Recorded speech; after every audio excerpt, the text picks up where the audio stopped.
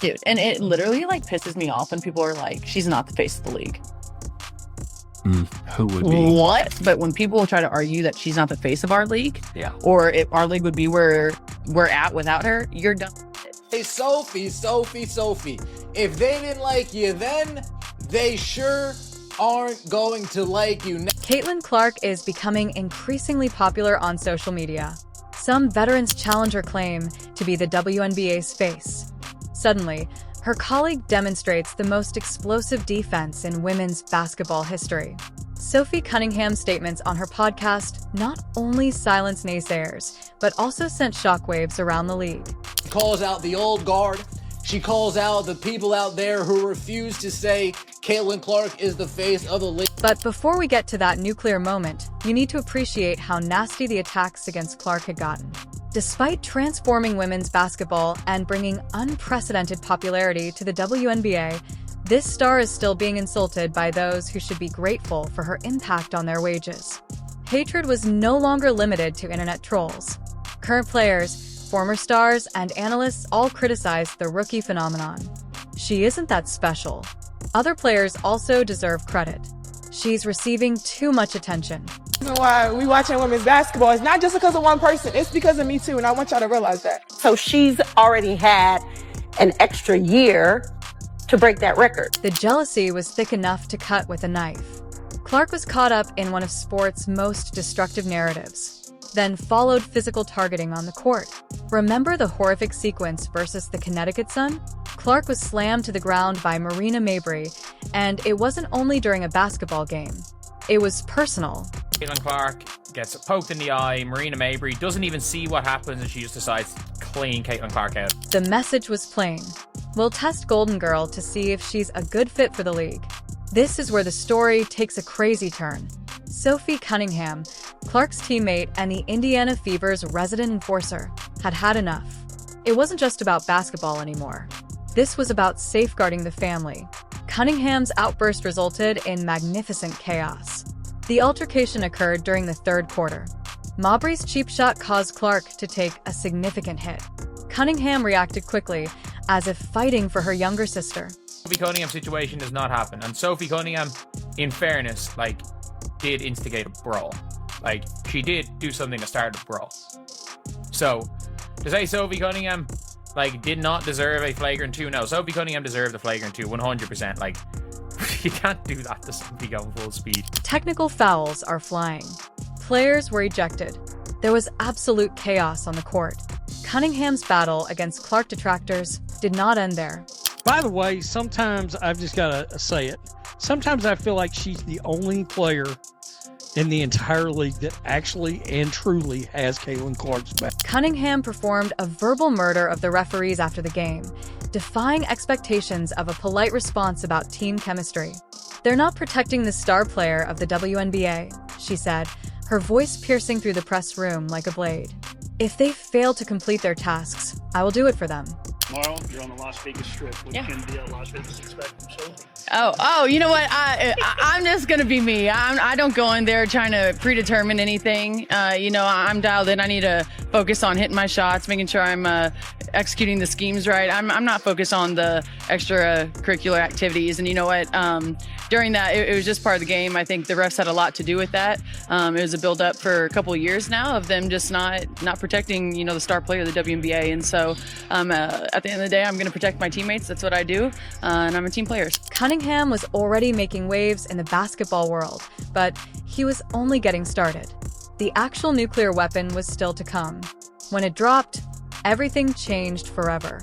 Cunningham launched her own podcast, Show Me Something. Everyone expected normal athlete fluff, safe replies, business jargon, and no controversy. Instead, they received unbridled wrath from a veteran who was fed up with contempt toward her superstar teammate. The discussion centered on who is the WNBA's public face. Cunningham's rising blood pressure was audible across the speakers. I get irritated when people say she isn't the league's face. What? The speaker's tone became increasingly aggressive. It just feels like people are jealous of this new little wave of... They are, but I just hate that because, this is what we've always wanted as a league. So, like, who cares who gets the credit? And if you're smart, you're making money off of them. Yeah. Like, you are literally making money from the viewership. And what she made the chirp was about how she didn't help plan the fucking Who cares? But then came the moment that broke the internet. When challenged about detractors who dismissed Clark's impact on the league, Cunningham did not simply disagree. She went nuclear. "You're literally dumb as fuck," she exclaimed, leaving mouths dropped around the basketball realm. Social media erupted immediately. In August, the video quickly gained millions of views and spread like wildfire. Cunningham wasn't finished dropping bombs. She dismantled Clark's arguments with surgical accuracy, fueled by months of seeing disdain towards her teammate. Really good, well-known people in our league. I'm not discrediting them. Like, we have a lot of in our league. Our league boasts several well-known individuals. I'm not trying to discredit them. Cunningham acknowledged the presence of many strong female players, emphasizing that she was not criticizing others. But then she delivered the knockout strike, leaving no space for argument. The impact was immediate and catastrophic. Twitter saw a full collapse as users processed recent news. This was not a newbie defending herself. Clark, a 7-year veteran, had earned her stripes and was known for smashing anyone who questioned her league standing. Cunningham's defense was effective due of several factors. She wasn't simply emotional. She was factual. Clark's impact on WNBA viewership, attendance, and popular awareness was unprecedented. The numbers did not deceive. Cunningham was fed up with people denying facts out of jealousy or politics. Yeah. Like, and there's so much clickbait, especially surrounding Caitlyn. And so, like, it's just like, just be nice. Like, why can't people just be nice? Yeah. That's what I don't. Coming from the girl who I was just saying, we just talked for 2 hours about how you fucking beat someone up. just be nice. It's not. The basketball community had a divided response. Clark supporters celebrated as if their team had won the title, having a veteran express their frustrations with surgical accuracy. Haters struggled to come up with convincing counterarguments. The timing of this event added to its significance. Cunningham wasn't defending Clark during her rookie troubles. A teammate stood up after months of unfair criticism and physical harassment. The message was plain. Messing with Clark affects the entire Fever organization. The podcast clip dominated sports media for several days. Cunningham's powerful support of her friend made headlines across ESPN, Fox Sports, and CBS.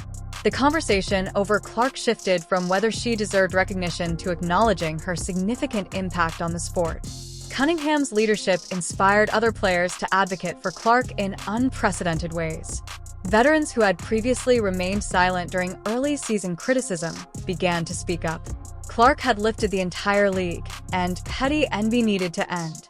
Cunningham's attitude was not just characterized by profanity, but also honesty.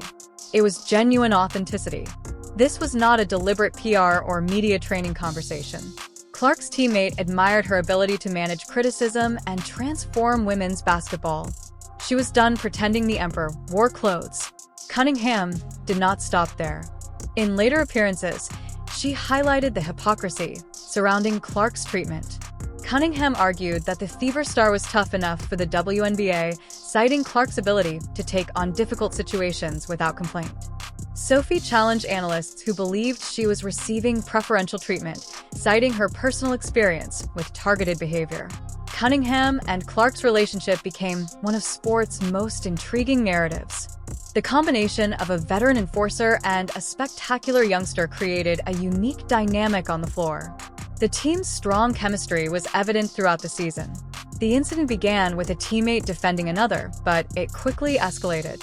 This statement emphasizes commitment, authenticity, and advocating for what is right, even if it is not popular. Cunningham may have remained silent, allowing Clark to handle the situation independently. Instead, she used her platform and voice to end the farce for good. Cunningham's defense had a lasting influence beyond a single viral podcast clip. Clark's impact influenced media coverage, fan discussion, and player behavior in the league. Clark's rookie season had been overshadowed by a toxic narrative, which was now over. A teammate's refusal to tolerate disrespect led to a fatal outcome. Sophie Cunningham's defense of Caitlin Clark on the podcast was not the only focus. A experienced leader emphasized the importance of respect, recognition, and representing a league. She didn't merely respond to detractors with profanity and emotion. She confronted them with the truth. Sometimes that is the most potent weapon.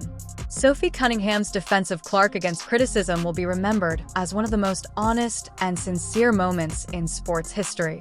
A comrade defended excellence when it was wrongly questioned. Cunningham's nuclear defense had unexpected and far-reaching consequences. After the podcast footage went viral, veteran players in the league began speaking out in unprecedented ways. A'ja Wilson, who had previously given polite answers about Clark, became more vocal about praising the rookie's accomplishments. Diana Taurasi, the GOAT, who was initially suspicious of Clark's shift to the pros, now acknowledges her importance more freely.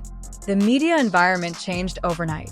A 7-year veteran called out sports analysts who were peddling the Clark is overrated storyline, making them appear silly. Fans slammed Skip Biss for doubling down on his critique, citing Cunningham's strong rebuttal. Stephen A. Smith, known for his stance on controversial issues, recognized that the anti-Clark sentiment had become too extreme. Cunningham's timely intervention was due to a backdrop that is often overlooked. Clark faced more than simply criticism related to basketball. She faced death threats, racist remarks about being the Great White Hope, and pressure that would have crushed most athletes. Despite being physically targeted during every game, she continued to achieve triple-doubles and set rookie records. The Connecticut Sun event demonstrated true loyalty and marked a watershed moment. Cunningham acted quickly when Marina Maberry hip-checked Clark to the ground, despite the obvious dirty play. She confronted Maberry like a protective older sister, even if it meant being evicted, to convey that targeting Clark would have serious consequences. Cunningham fights for her teammate. Cunningham's defense has a significant economic consequence, as it differs from usual social media beef in that it involves physical contact. The viral success of her podcast led to an increase in Fever merchandise sales, indicating that fans value genuine situations over manufactured drama. The WNBA's social media engagement skyrocketed as millions of people shared the clip, adding to the league's already impressive growth under Clark. The saga exposed the negative aspects of sports media and fan culture. Cunningham identified a culture of hatred against successful athletes, especially women, who seek mainstream recognition for their achievements. Her defense was not solely about Clark. The goal was to challenge the harmful cycle of building up and then tearing down others. Cunningham's involvement shifted public perception of Clark, demonstrating the impact of genuine allies. Credible individuals speaking out can change entire narratives. Cunningham did not simply defend her teammate. She pushed everyone to reflect on their negative behavior. Subscribe for more WNBA content that cuts through the hype and delivers the truth.